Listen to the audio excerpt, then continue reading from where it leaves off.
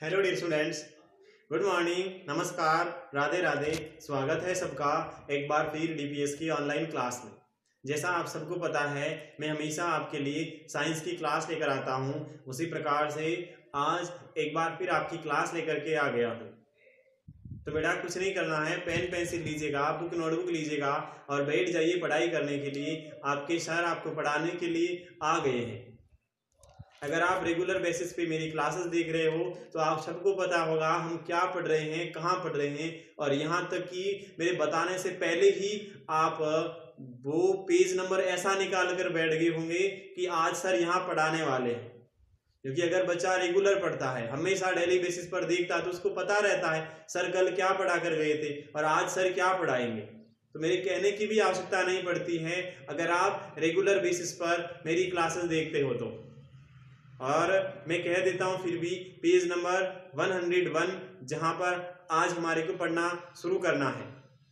Chapter कौन सा? 6 number का 6th नंबर का चैप्टर। और वो 6th का चैप्टर कौन सा है? Combustion and flame, COMBUS TION, combustion and flame. Combustion and flame लिखा हुआ है ना, यानी कि दहन एवं ऊष्मा। कौन सा चैप्टर है? दहन एवं ऊष्मा, क्या सॉरी ज्वाला है, फ्लेम है।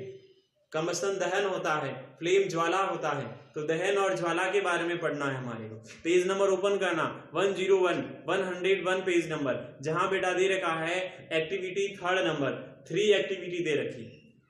उसके ऊपर का डू यू नो, मैंने कल बताया था आपको। आज एक्टिविटी 3rd, देखो एक्टिविटी 3rd में दे क्या रखा है।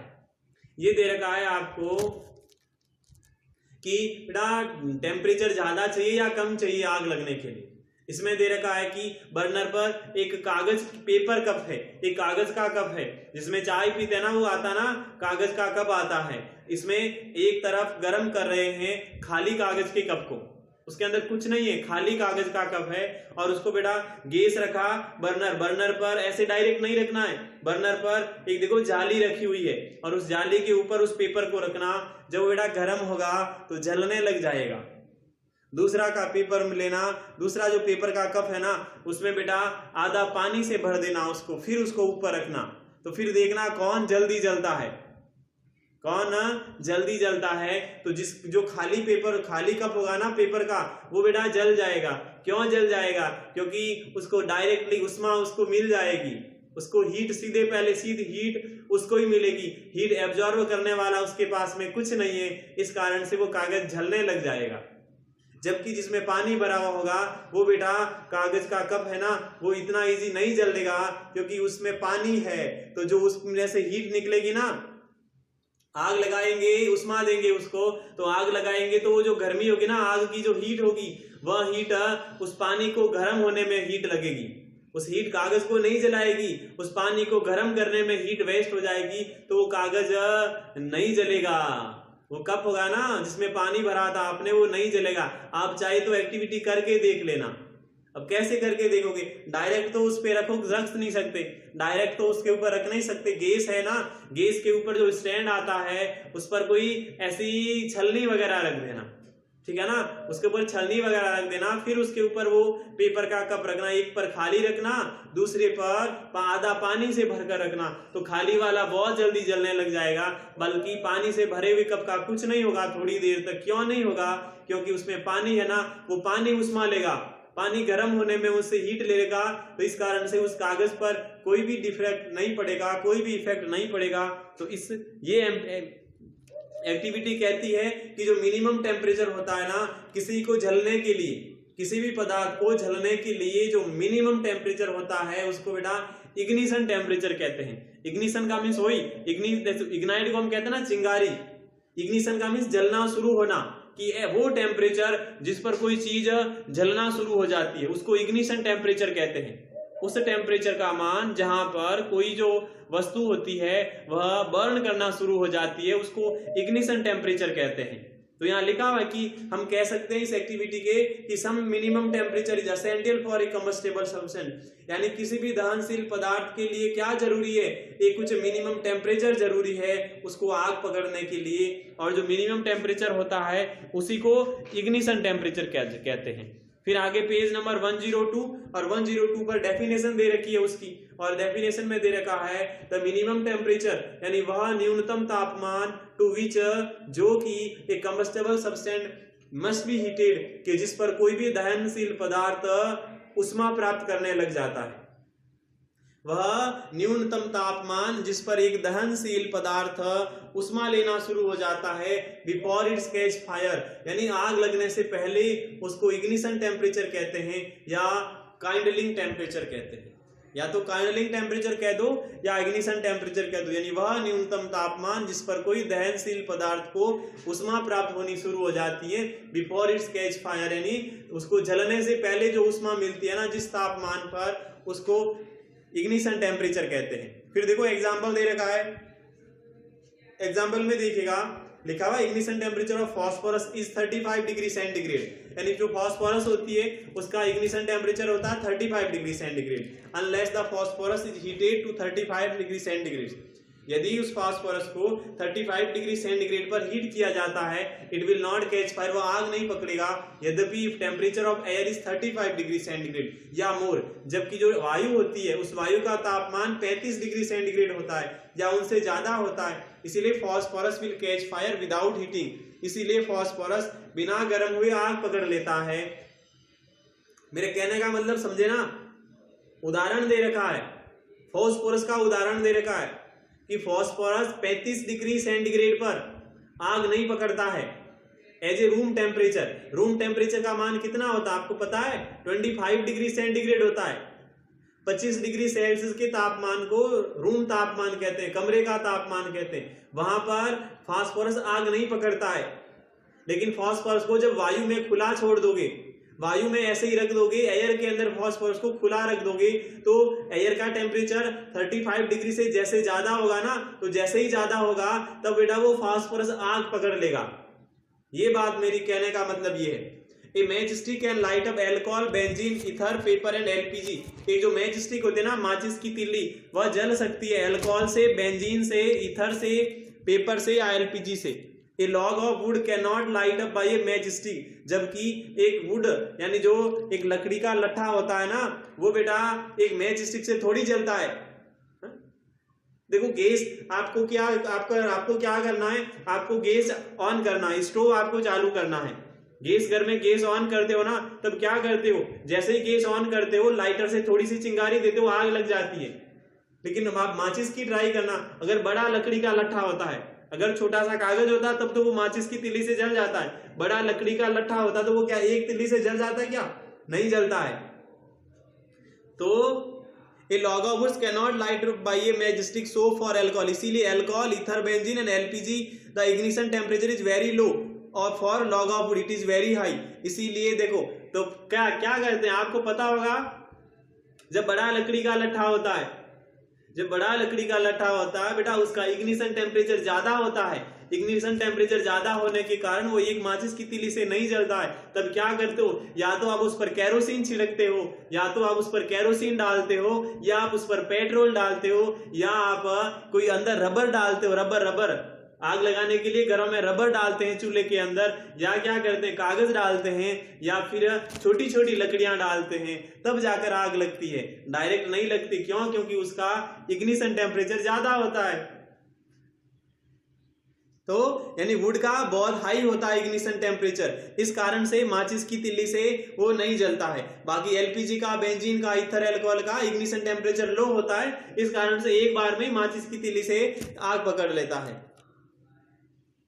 तो इस प्रकार से combustible substance having low ignition temperature burn easily, यानी इस प्रकार से दहनशील पदार्थ क्या करते हैं, जिसका तापमान कम होता है, लो इग्निशन टेम्परेचर होता है, वो तो इजीली जल जाता है। And those having high ignition temperature can not catch fire, लेकिन जिसका हाई इग्निशन टेम्परेचर होगा बेटा उसकी आसानी से आग नहीं लगेगी। A substance can not catch fire और burn as long as its temperature is lower than its ignition temperature. एक पदार्थ जो कि आग नहीं पकड़ता है और नहीं जलता है, जब तक नहीं जलता है जब तक बेटा उसका तापमान लोअर देन इग्निशन टेम्परेचर, यानी जब उसका तापमान इग्निशन टेम्परेचर से कम रहेगा तब तक कोई भी चीज नहीं जलती है। इग्निशन टेम्परेचर जब तक इग्निशन टेम्परेचर से जब तक लो टेम्परेचर रहेगा तो कोई चीज जलने वाली नहीं है। जैसे ही इग्निशन टेम्परेचर से ज्यादा टेम्परेचर होगा तब कोई चीज लगना शुरू हो जाती है। When a burning match stick brought near the candle wick, यानी जब हम जलती हुई मोमबत्ती को एक कैंडल यानी जलती हुई मैच स्टिक को, यानी जब हम जलती हुई माचिस की तिल्ली को कैंडल की बत्ती के पास में ले जाते हैं, it heats the wick of the candle up, वो क्या करती है, heats the wick of the candle, यानी वह मोमबत्ती के बत्ती को गर्म करती है अप टू इग्निशन टेम्परेचर, यानी उसको उसके इग्निशन टेम्परेचर से भी ज्यादा गर्म करती है। And the candle wick start burning, और कैंडल विक होती है ना वो बर्निंग शुरू हो जाती है। इस प्रकार से combustion of any substance only take place when the substance attains its ignition temperature, यानी इसी प्रकार किसी भी पदार्थ का जब दहन होगा तो वह दहन तभी हो सकता है जब वो पदार्थ क्या करता है, इग्निशन टेम्परेचर से ज्यादा टेम्परेचर प्राप्त करता है। बात सारी समझ में आ गई कि नहीं आ गई? देखो आप कैंडल जलाते हो, मोमबत्ती जलाते हो, सपोज करो मोमबत्ती बहुत ठंडी रहती है, इस कारण से आपने पहली माचिस की तिल्ली ली और पहली माचिस की पूरी तिल्ली बुझ गई, आपने उस मोमबत्ती की विक पर ही रखी, लेकिन फिर भी मोमबत्ती गर्म नहीं जली। क्यों? क्योंकि टेम्परेचर बहुत कम था, बहुत लो टेम्परेचर था, तो उस माचिस की पूरी तिल्ली में तो क्या हो गया, वो थोड़ी गर्म ही हुई, जली नहीं। आगे वाली और माचिस की तिल्ली लगाओ और इस बार माचिस की तिल्ली में वो जल गई। क्यों जल गई? क्योंकि पहले जब आपने उसको गर्म किया उसका इग्निशन टेम्परेचर थोड़ा ज्यादा हो गया, और इस बार आपने पहले ही ज्यादा था तो आपने और थोड़ा सा दिया तो और उसके इग्निशन टेम्परेचर से ज्यादा टेम्परेचर हो गया। जैसे ही इग्निशन टेम्परेचर से ज्यादा टेम्परेचर होता है आग लगना शुरू हो जाती है। तो बात समझ में आ गई ना सारी इग्निशन टेम्परेचर के बारे में? हाँ, आपको कभी पता नहीं होगा इतना, या आप तो बस इतना ही सोचते हो माचिस के लिए आग लगाई और छोड़ दिया, बट ये सारा कोई पता नहीं है। हाँ, जानते ही नहीं हो क्या इग्निशन टेम्परेचर क्या होता है, आग कैसे लगती है, क्यों नहीं लगती है, आज पता चला होगा। हाँ, अब लिखा हुआ इनफ्लेमेबल सब्सटेंस यानी ज्वलनशील पदार्थ। कौन से पदार्थ? ज्वलनशील पदार्थ। The substance which have low ignition temperature, ऐसे पदार्थ जिसका इग्निशन टेम्परेचर कम होता है, generally less than 100 degree centigrade, यानी आमतौर पर 100 डिग्री सेंटीग्रेड से कम होता है, उसको ज्वलनशील पदार्थ कहते हैं। जैसे एल्कोहल होता है, ईथर होता है, कार्बन डाइसल्फाइड होता है, बेंजीन होता है, पेट्रोल होता है, एलपीजी होता है, सिंथेटिक फाइबर होता है, etcetera are inflammable substance on account of their low ignition temperature, यानी ये सभी ज्वलनशील पदार्थ है, यानी इसका टेम्परेचर लो इग्निशन टेम्परेचर है, यानी 100 डिग्री सेंटीग्रेड से कम तापमान पर ये सारी चीजें जलने लग जाती है। इसको बेटा इग्निशन टेम्परेचर भी कह सकते हैं या इनफ्लामेबल सब्सटेंस भी कह सकते हैं। फिर एग्जांपल से प्रूव करने के लिए कि exhaust supply of support of combustion, की कंबस्टन की सहायता के लिए ज्यादा किसकी सप्लाई की आवश्यकता होती है, एक कंप्लीट कंबस्टन होने के कारण।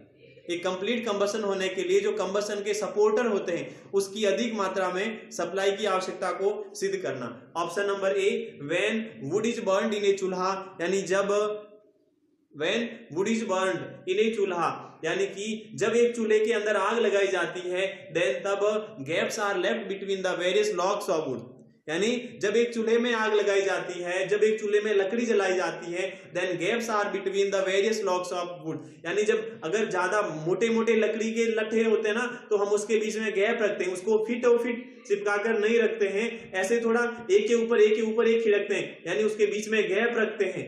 Those gaps are left for the air to enter the चूल्हा। वो गैप क्यों रखते हैं? गैप इसीलिए रखते हैं क्योंकि चूल्हे के अंदर एयर एंटर करेगी, वायु एंटर करेगी, और जब वायु एंटर करेगी तो वायु क्या है? सपोर्टर ऑफ कंबस्टन है, यानी वायु आग लगाने के लिए आवश्यक होती है। तो इस प्रकार से बर्निंग का प्रोसेस होता है।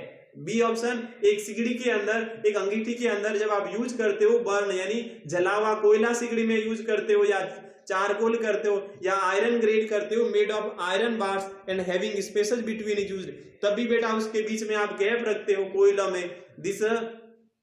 Great is provided to supply the supporter of combustion, और वो क्यों रखा जाता है, वो रखा जाता है उस कंबस्टन के सपोर्ट की सप्लाई करने के लिए, to burning coal through the holes, यानी जब छेद होंगे, होल्स होंगे, तो वह कोयला जलने लग जाएगा। फिर सी लिखा हुआ है the burners of kerosene pressure stove, जो केरोसिन प्रेशर वाला स्टोव होता है ना, एंड कुकिंग गैस स्टोव जो होता है, आर डिजाइन इन सच ए वे, यानी वो इस तरीके से डिजाइन किए जाते हैं कि they take adequate supply of oxygen, कि उसको क्या, उसको ज्यादा से ज्यादा ऑक्सीजन गैस मिल सके the surrounding air for the proper combustion of fuel, यानी उस ईंधन के एकदम प्रॉपर कंबस्टन होने के लिए आसपास की वायु उसको मिल सके। वो प्रेसिंग क्या करता है, यानी जब वो प्रेसिंग करता है तो उसको ऑक्सीजन गैस मिलती है, उसको हवा मिलती है, और जब ऑक्सीजन गैस मिलेगी तो बेटा आग ज्यादा लगेगी, इस कारण से उसको ऐसा डिजाइन किया जाता है, वो प्रेशर वाला जो स्टोव होता है। फिर लिखा हुआ है blue flame produce during the heating